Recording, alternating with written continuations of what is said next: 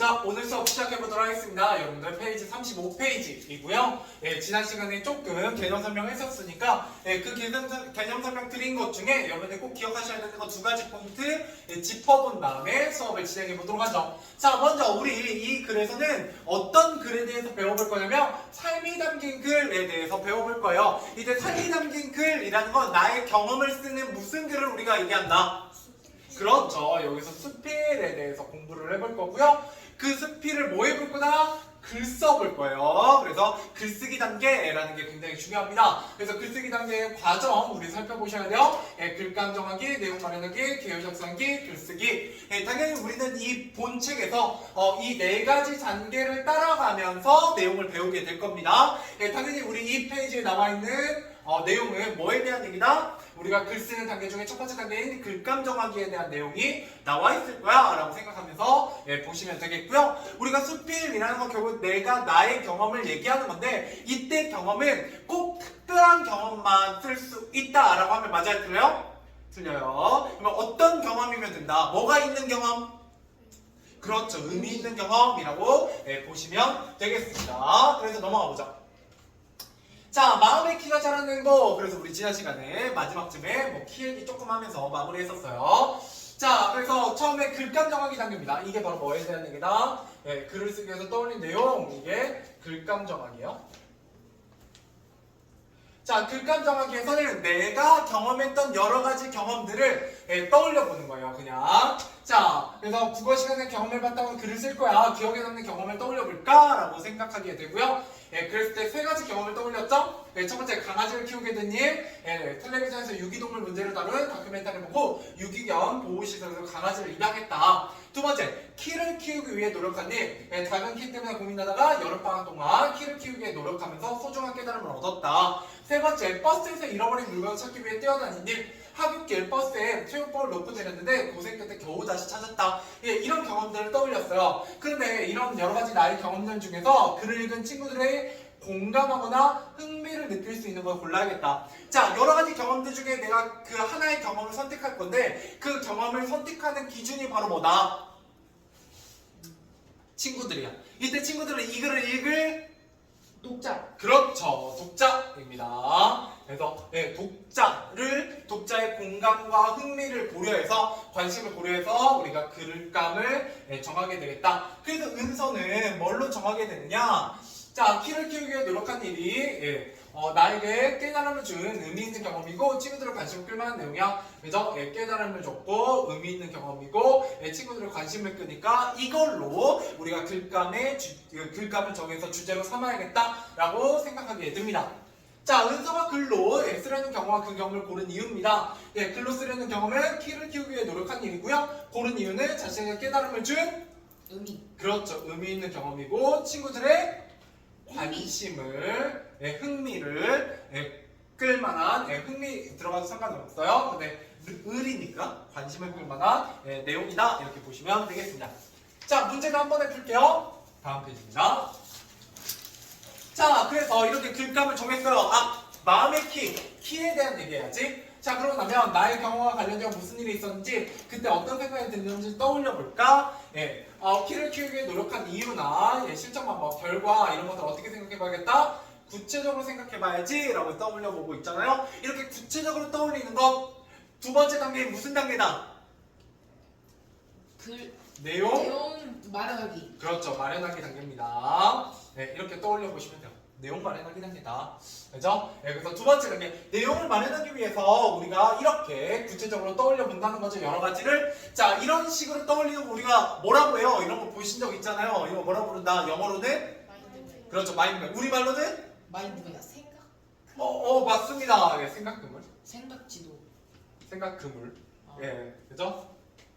이라고 해요. 그래도 국어 시간이니까 이런 걸 생각금을이라고 부른다는 거 알고 계셔서 나쁠 건 없겠죠? 자, 그래서 키를 키우기 위한 노력에 대해서 쓸 건데 첫 번째 내가 키가 작았다는 거예요. 키가 작아서 매우 서러웠죠. 초등학생으로 오해받고 어린 동생이 반말했어요. 또는 높은 곳에 있는 물건을 꺼내기 어렵더라. 뭐 이런 서름들이 있었고요. 그냥 가족들의 키, 엄마는 보통 아빠는 작은 편 뭐 이렇게 되어 있어요. 근데 보통 여러분들 그 키는 누구의 유전을 더 많이 받냐면 엄마의 키를 더 유전을 많이 받습니다. 예. 그래서 보통 엄마가 한 60%? 그 다음에 아버지가 40% 정도라고 생각하시면 돼요. 왜냐면 어차피 여러분 어디서 나오기 때문에 엄마 뱃속에서 나오기 때문에 유전적인 영향은 생각보다 엄마의 영향을 좀 많이 받기도 합니다. 물론 랜덤이긴 해요, 조금. 가끔 이제 아빠를 강하게 닮으면 아빠의 키를 따라갈 수도 있고, 그죠? 엄마가 작고 아빠가 크더라도 뭐 그런 거고. 제가 이제 그 전 시간에도 잠깐 얘기했지만 저희 어머니 키가 165고요. 아버지 키가 한 163 정도 되시거든요. 근데 이제 제 부모님 세대는 이제 키가 실제 여러분들 막 그 키 스트레스 받으신 분들 막 병원 가서 재잖아요. 내 예상 키. 그지? 성장판이 닫혔나? 몇 %나 열려있나? 막 이런 거 이제 검사를 하고 막 약 먹고 그러는데, 이때는 이제 이 정도 키면 굉장히 특히 어머니 키가 굉장히 큰 편이거든요. 거의 165에 해당하면. 근데 제가 이제 177이니까요. 원래 자식 키는 더 커요. 부모님들보다 여러분들이 훨씬 영양 상태도 좋고, 여러분 부모님들은 그런 병원 안 가고, 그죠? 잘하셨다면 여러분들은 막, 그죠? 여러분들이 조금 신경 쓰이고 그런 부모님들이, 그죠? 그 검사 한두 푼 하는 거 아니거든요. 꽤 비싸요. 근데 그거 다 해주시잖아요. 그러니까 아마 더 잘하실 겁니다. 그랬더니 그 누구야? 그 다른 학교의 지혜가 자기 이제 검사를 했대요. 그랬더니 이제 성장판이 잘 열려 있고 자기가 지금 163인데 169까지 자라는 걸로 되어 있다고. 굉장히 희망차 하더라고요. 여러분들도 혹시나 그런 스트레스가 있으면 가서 보시면 되고요. 원래 보통은 여러분들 이제 부모님 키의 평균을 내고 거기에다 플러스 한 10cm 정도 하면 여러분 클 수 있는 최대치 키가 보통 나옵니다. 대충. 물론 이제 남자하고 여자하고 조금 달라요. 남자가 보통 더 크고요. 여자가 조금 더 작은 경우들이 많긴 하지만, 자, 아무튼 뭐 잘할 만큼 잘하겠죠. 근데 그 보통은 키는 나중에 남자들이 훨씬 스트레스 많이 받아요. 그죠? 왜냐하면 특히 여자들의 그 이상적인 외모에 키가 항상 들어가기 때문에 되게 스트레스를 많이 받습니다. 그에 비해서 여자는 그 남자들 중에 키 작은 여자 좋아하는 사람들도 꽤 많고요. 또 키 큰 여자 좋아하는 애들도 꽤 많아서 크게 상관이 없기도 해요. 그런데 뭐 140대만 아니고 180대만 아니면 그죠? 여기에 뭐 그렇게 들어가실 분은 없을 테니까. 자, 아무튼 넘어가 보도록 합시다. 자, 그러면 그렇게 스트레스 받았다라는 거고요. 쌍둥이 언니가 있는데요. 쌍둥이 언니 키가 작았다 뭐 이런 얘기가 나중에 나오게 됩니다. 그러면 더 스트레스 받겠죠. 쌍둥이인데 한 명은 크고 한 명은 작으면. 자, 그 다음에 키를 키우기 위한 노력, 줄넘기, 우유 마시기, 스트레칭 뭐 이런 것들을 했고요. 그 다음에 친구들이 뭐 조언했어요. 농구가 좋다, 멸치가 좋다 뭐 이런 얘기들. 실제로 제가 저번 시간에 뭐 제가 중학교 2학년 때 10cm 넘게 컸는데 그때 가장 좋아하던 운동이 농구긴 했어요. 근데 뭐 농구 때문에 잘한 것 같진 않고요. 잠을 잘 잔 것 같아요. 제가 중학생 때는 10시에 잤거든요. 그래서 몇 시에 자셨죠? 뭐 아침에 일어났겠죠, 학교 갈 때? 전 지금도 잠을 무조건 8시간 자는 스타일이라서. 근데 원래 10시에서 새벽 2시가 성장 호르몬이 제일 많이 나올 때잖아요. 그 얘기 정말 많이 들었죠. 근데 이때가 가장 여러분들의 전성기잖아요. 절대 안 자죠. 그죠? 그렇기 때문에 원래 이때 성장 호르몬이 많이 나와요. 그래서 10시에 자는 거랑 2시에 자는 게 성장 호르몬 양이 뭐 몇 배 이상 차이가 난다고는 하죠. 그래서 뭐 그렇다고는 합니다만, 원래 이 10시에서 2시가 가장 하루 중에 재밌는 사건들이 많이 벌어진 때라서 쉽지 않죠. 원래는 진짜 좋은 건 저 10시에서 2시 잡고 차라리 그 이후에 새벽에 깨는 게 더 나을 수도 있어요. 그 시간에 안 자고 자는 것보다 키 자라는 데 있어서는 뭐 그런 얘기는 하는데 뭐 넘어갑시다. 자, 그 다음에 키를 키우기 위한 노력, 결과. 키가 조금밖에 안 자랐어요. 노력 많이 했는데 그 대신 마음의 키가 자랐다. 왜? 내가 노력하는 사람이 되었기 때문이고요. 깨달음, 마음의 키가 중요하고 목표를 세워서 열심히 노력했다. 그러니까 결국 마음의 키, 이런 성장, 그 다음에 내가 노력하는 모습, 이런 것들을 주제로 깨달음으로 얻게 되었다. 이런 글을 우리가 읽게 될 겁니다. 자, 밑에 정리해 보도록 하죠. 내가 경험한 내용과 이를 통해 느낀 점, 깨달은 점을 솔직하게 써보는 글을 하기에 앞서서 구체적으로 내용을 떠올려 봤어요. 이게 바로 무슨 단계다? 내용 마련하기 단계입니다. 자, 그래서 경험의 과정을 어떻게 다양하고 구체적으로 생각해 보게 되고요. 경험에서 얻은 깨달음을 정리하고, 깨달음은 크게 두 가지입니다. 하나는 마음의 키가 작구나, 하나는 내가 노력하는 모습이 좋았다, 뭐 이런 얘기고요. 그 다음에 경험한 내용과 느낀 점, 깨달은 점을 뭐하게 쓰기로 했다, 솔직하게 쓰기로 했다, 뭐 이런 얘기도 하게 됩니다. 자, 그 다음 페이지 넘어가죠. 개요 작성해 보도록 하겠습니다. 자, 세 번째 단계, 개요 작성하기 단계입니다. 자, 개요를 작성할 때는 떠올린 내용 중에 주제를 전달하기에 적절한 것을 골라 개요를 작성해 보는 겁니다. 결국 뭐에 어울리는 내용을 바탕으로 작성해야 된다? 주제와 어울리는 내용. 자, 그럼 첫 번째 제목은 원래 나의 키였어요. 나의 키 하면 제목이 어때요? 재미가 없죠? 그러니까 어떻게 바꿨다? 마음이 키가 자란 행복이라는 비유적인 표현으로 바꿨고요. 자, 그럼 왜 이런 걸로 바꿨냐? 나의 경험과 깨달음을 생생하게 보여주고 친구들의 관심을 끌 수 있도록 제목을 바꿨다라는 거예요. 자, 그다음에 처음 보면 키 작은 처럼 초등학생 오해받고 어린 동생이 반말을 하기도 하고 높은 곳에 물건을 꺼내기 어려웠다, 뭐 이런 얘기를 하게 되죠. 그럼 밑에 나와 있으니까 좀 이따 하고요. 그 다음 중간 키를 키우기 위한 노력, 키를 키우기 위해 노력하게 된 계기를 뭐 하게 돼요? 추가하게 됩니다. 추가해요. 그래야 왜 키를 키우기 위해 노력했는지 구체적인 계기가 들어가야 내용의 흐름이 자연스러울 것 같아 라고 하면서 개요를 작성하면서 글을 전체 주제나 흐름에 맞춰서 내용을 추가하기도 합니다. 그래서 쌍둥이 언니가 훌쩍 자랐고 나만 키가 크지 않은 것 같아 두려웠다, 뭐 이런 얘기를 하게 됩니다. 자, 그 다음에 키를 키우기 위해 실천한 방법입니다. 자, 하루에 줄넘기를 1000개씩 했고요. 우유를 마셨고 자기 전에 스트레칭하고 바른 자세로 걷고 자신감을 가지려고 노력했어요. 이것도 뭐예요? 추가한 내용이죠. 뭐가 잘 드러나도록, 주제가 잘 드러나도록 추가했다, 이렇게 보시면 되겠습니다.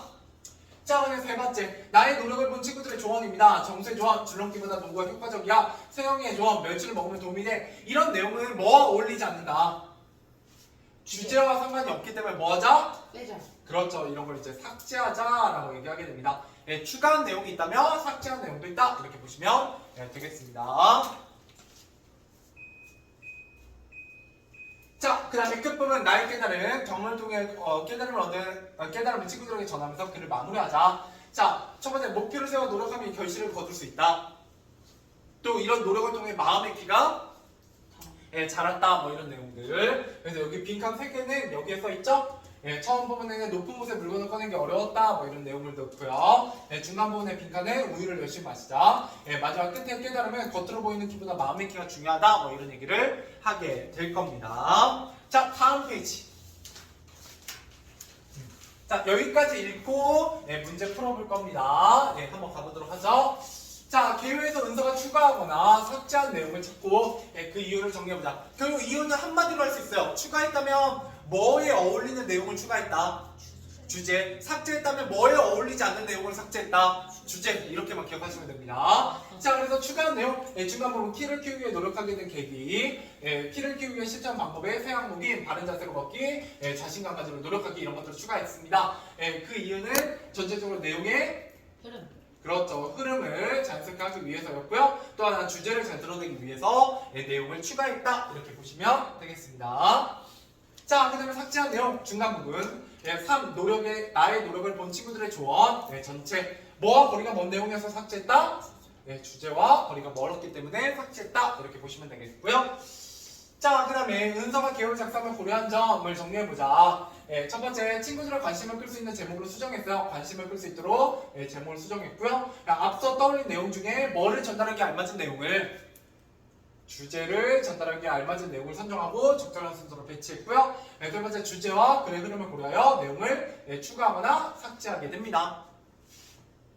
이게 바로 뭐에서 하는 일이다? 개요 작성하기에서 하는 일이다, 이렇게 보시면 되겠죠? 자, 문제 한번 풀어보죠. 몇 번부터 몇 번까지 하면 1번부터 11번까지입니다. 문제 풀어보세요. 12번. 자, 1번부터 가보도록 하겠습니다. 1번으로 한번 돌아와 보시죠. 자, 1번. 자, 다음 빈칸에 알맞은 말을 쓰시오. 은서는 글을 쓰기 위해 기억에 남는 뭐를 떠올리고 있다? 경험. 경험. 우리 경험을 쓰는 글인 수필에 대해서 배우고 있습니다. 그래서 경험이고요. 2번. 자, 은서가 글감을 정하기 위해 고려한 내용을 알맞은 것은, 자, 뭐를 고려하고 있다? 친구들의 흥미, 그죠? 친구들이 관심 가질 만한 내용 이런 것들을 좀 신경 쓰고 있고요. 자, 그럼 3번 선정한 글감으로 적절한 것은 5번이죠. 키를 키우기 위해 노력한 일 이거를 주제로 삼았습니다. 자, 그다음 4번입니다. 우리 글쓰기 과정 기억하자라고 했습니다. 첫 번째 과정이 글감 정하기라면 두 번째는 뭐였다? 내용 마련하기입니다. 됐죠? 자, 넘어가 보도록 하죠. 그 다음에 5번입니다. 은서가 자신의 경험과 관련하여 떠올린 생각이 아닌 것은 4번. 그저 키 큰 사람들을 부러워했던 기억은 우리가 떠올린 적이 없어요. 그런 내용은 없었고요. 그 다음에 6번입니다. 은서가 글을 쓸 내용을 구체적으로 떠올리면서 고려한 것과 거리가 먼 것은 5번. 독자인 선생님에게 독자는 누구예요? 선생님이 아니라 친구들입니다. 자, 7번입니다. 개요를 작성할 때 고려해야 하는 요소와 가장 거리가 먼 것은 5번. 글쓴이의 지적 수준은 별로 고려할 필요가 없습니다. 자, 그 다음 8번. 자, 은서가 글을 쓰기에 떠올린 내용을 참고할 때 개요의 중간 이에 빈칸에 들어갈 내용으로 가장 적절한 것은 1번입니다. 우유 마시기. 노력한 것들 들어가면 되겠고요. 자, 그 다음에 9번. 개요를 참고할 때 은서가 자신의 경험을 통해 전하고자 하는 바로 알맞은 것은 5번이죠. 겉으로 보이는 키보다 마음의 키가 중요하다. 자, 그 다음 10번 가보도록 하겠습니다. 은서가 개요를 작성하며 고려한 점으로 알맞지 않은 것은 3번입니다. 제목을 인상 깊게 표현하기 위해 의인법, 비유를 쓴 건 맞지만 의인법, 사람이 아닌 걸 사람처럼 표현하지는 않았어요. 자, 그 다음에 11번. 자, 다음 빈칸에 알맞은 말. 은서는 개요에서 중간 3을 삭제했다. 그 이유는 중간 부분 3이 그렇죠. 주제와 거리가 멀었기 때문이다. 이렇게 보시면 되겠습니다. 자, 이제 본문 한번 가보도록 하겠습니다. 자, 그래서 지금까지 쭉 글쓰기 단계로 개요까지 작성했다면 그걸 바탕으로 글을 작성해 볼 겁니다. 한번 읽어보죠. 마음의 키가 자라는 행복입니다. 자, 나는 내 또래보다 키가 매우 작은 편이다. 키가 작아서 느끼는 서름을 경험해보지 않는 사람은 절대 모른다. 툭하면 초등학생으로 오해받고 나보다 어린 동생들에게 반말을 듣는 일도 많다. 높은 곳에 있는 물건을 꺼낼 때는 매번 의자를 밟고 올라서야 한다. 그래도 작은 키 때문에 생긴 스트레스를 함께 나누고 서로 감싸줄 수 있는 쌍둥이 언니가 있다는 점은 나의 유일한 위안거리였다. 그런데 초등학교를 졸업한 뒤 언니의 키가 갑자기 쑥쑥 자라기 시작했다. 크기 시작했다. 처음에는 나도 머지않아 키가 크겠지? 우리 쌍둥이니까 라고 생각했다 하며 잔뜩 기대했는데 이 어찌된 일인지 내 키는 제자리 걸음이었다. 결국 나는 언니와 무려 7cm나 키 차이가 나게 되었다. 가장 든든한 내 편을 잃어버린 나는 나만 영영 키 작은 꼬마로 남을까봐 불안하고 걱정되었다. 그럴만하죠? 자, 그 다음 나는 여름방학이 시작되자마자 인터넷으로 키를 키울 방법을 검색하면서 키가 크는데 도움이 되는 일이라면 무엇이든 해야겠다고 결심했다. 방학 동안 매일 줄넘기를 1000개씩 하고 싫어하는 우유도 열심히 마셨다. 키가 크는데 도움이 된다는 스트레칭도 매일 자기 전에 빼먹지 않고 하려고 노력했다. 길을 걸을 때에도 어깨와 허리를 쭉 펴고 바른 자세를 유지했으며 무엇보다도 나는 키가 자라고 있다, 쑥쑥 자라고 있다 라고 생각하며 자신감을 가지려고 노력했다. 그 결과 나는 언니만큼은 아니지만 아주 조금 키가 컸다. 하지만 키가 큰 것보다 더 뿌듯한 것은 내 마음의 키가 훌쩍 자랐다는 사실이다. 항상 쉽게 포기하고 작은 도전조차 겁을 내던 내가 어느새 목표를 정하고 꾸준히 노력한 사람이 되었다. 만약 키가 자란 언니를 보며 마냥 부러워하고만 있었다면 나는 계속 언니와 나를 비교하며 마음의 키까지 더 작아졌을 것이다. 그러니까 내가 이런 노력을 하면서 마음의 키가 자랐다라는 걸 깨달았다는 거죠. 자, 누구에게나 자기만의 목표가 있다. 목표를 이루기 위해 노력하는 과정은 힘들고 지쳐서 포기하고 싶은 순간의 연속이겠지만 목표를 향해 꾸준히 달려나가며 열심히 노력하면 언젠가는 분명 빛을 볼 수 있다. 나는 마음의 키 키우기를 새로운 목표로 삼고 즐거운 마음으로 내가 할 수 있는 최선을 다하고 있다. 내 키는 여전히 작지만 포기하지 않고 새로운 목표를 향한 출발점에 당당히 서 있는 내 마음의 키는 절대로 작지 않다. 왜? 내가 열심히 노력해서 어떤 목표를 이루기 위한 과정을 했던 내 모습이 그 자체로 가치 있기 때문이죠. 이렇게 보시면 되겠습니다. 자, 그래서 밑에 공감 가거나 인상적인 부분 한번 정리해 보도록 하죠. 자, 나도 키가 작아서 은서가 느꼈던 서름에 크게 공감했다. 쌍둥이 언니의 키가 갑자기 자라면서 초조해하는 은서의 심정이 잘 이해되었다. 자, 키를 키우기 위해 노력한 경험을 통해 깨달은 점을 마음의 키라는 무슨 표현으로? 비유. 그렇죠. 비유적 표현으로 나타낸 부분이 인상적이었다. 자, 키를 키우는 노력을 통해 실제로는 키가 자라기도 했지만 그보다 마음. 그죠? 마음의 성장이 그죠? 마음의 성장이 더 중요하다는 점을 깨달은 은서가 대단해 보였다. 자, 그다음에 이를 바탕으로 이 글을 이해하고 느낀 점을 친구들과 이해해보자. 자, 나는 또래보다 너무 큰 키 때문에 스트레스를 받고 있었는데 이 글을 읽고 겉모습으로 보이는 모습보다 마음의 성장이 중요하다는 점을 깨달았다. 자, 나보다 공부를 잘하고 운동신경도 뛰어난 형을 보면서 자신감 많이 떨어져 있었는데 다른 사람과 나를 비교하지 않고 스스로 목표를 세워 꾸준히 노력하는 것이 중요하다는 점을 깨달았다. 그래서 마음 읽기가 중요하다, 노력하는 과정이 중요하다, 뭐 이런 얘기를 전달하는 내용이 되겠습니다. 자, 다음 페이지 문제는 한 번에 풀게요.